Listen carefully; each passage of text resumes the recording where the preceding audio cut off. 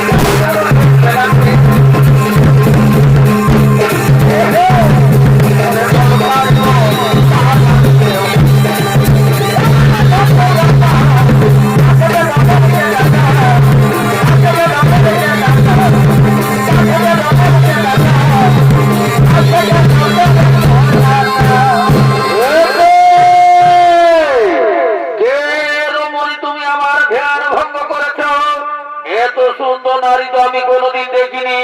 এসো নারী, আজ আমি তোমার রূপ যৌবন থেকে হয়েছি পাগল।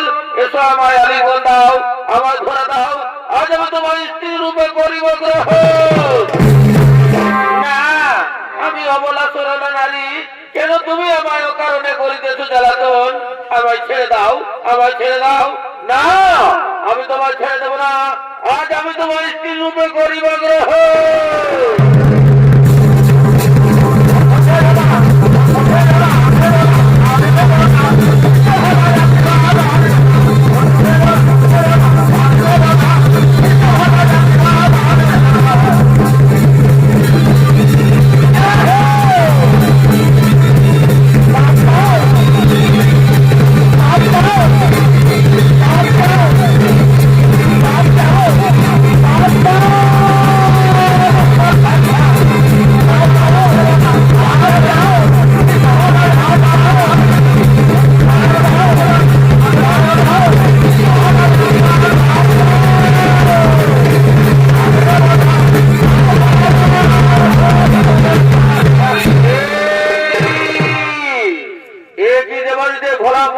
তুমি কি করতে চলেছ?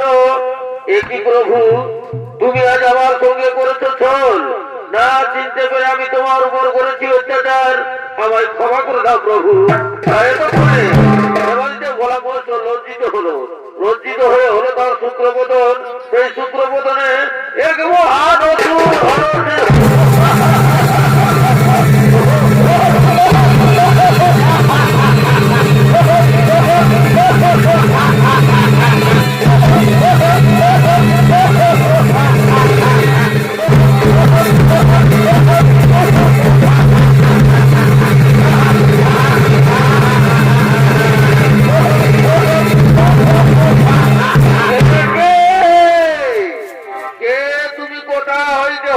আগমন। কেবা তোমার মাতা, কেবা তোমার পিতা, কে দেবে তোমার পরিচয়? একই প্রভু, আমি নিজেই জানি না কোথা হইতে হইয়াছে আগমন। কেবা আমার মাতা, কেবা আমার পিতা, কে দেবে আমার পরিচয়? ওরে বৎস, আমি শুক্রাচার্য মুনি, আমি ধ্যান করে দেখবো তুমি কার হলো যত সন্তান। তা এতক্ষণে শুক্রাচার্য মুনি ধ্যান হলেন মগ্ন। একই ওরে বৎস, যখন সমুদ্র মন্থন হয়েছিল, বিষ্ণুদেব মোহিনী রূপ ধারণ করে বিষ মারতে গিয়েছিলেন সমুদ্র মন্থন কালে। এদিকে দেবাদিদেব ভোলা মহেশ্বর বিষ পান করে নিজ কৈলাসে ফিরে এলেন, এসে ধ্যানে হলেন মগ্ন। সেই সময় অরুণমণি দেবাদিদেব ভোলা মহেশ্বরের সাক্ষাতের জন্য করেছিলেন আগমন। তাদের দেবাদিদেব ভোলা মহেশ্বরের ধ্যান ভঙ্গ হলো, তাই সেনানির উপর করেছে অত্যাচার। এমন সময় বিষ্ণুদেব নিজ রূপ ধারণ করলেন। দেবাদিদেব ভোলা মহেশ্বর লজ্জিত হলো, লজ্জিত হয়ে হলো তার শুক্রবোধন। সেই শুক্রবোধনে হয়েছে তুমি সৃজন। তাহলে বৎস, আমি তোমার নাম রাখলাম ক্রোধাসুর। ওরে বৎস ক্রোধাসুর, আর বিলম্ব না করে তুমি সূর্যদেবের করো কঠোর তপস্যা। সূর্যদেব দেবে তোমায় আমার